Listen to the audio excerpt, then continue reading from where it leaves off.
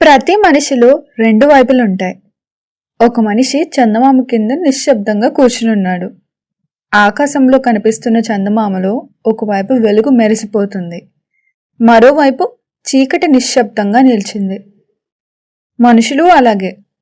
బయట ప్రపంచం చూసేది వారి విజయాలు, వారి నవ్వు, వారి ధైర్యం.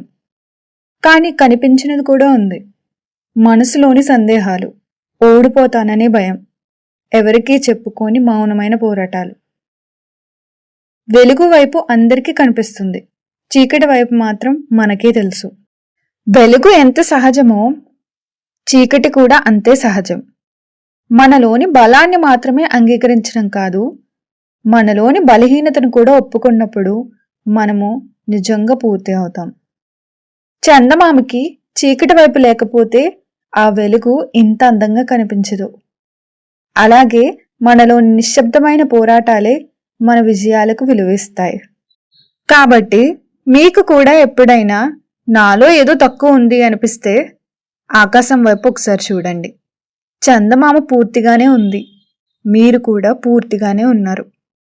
సైలెంట్ టేల్స్ పై చందనాలో మళ్ళీ కలుద్దాం. ఇలాంటి కంటెంట్ కోసం సబ్స్క్రైబ్ చేసి మీ విలువైన సమయాన్ని ఇక్కడ కేటాయించండి.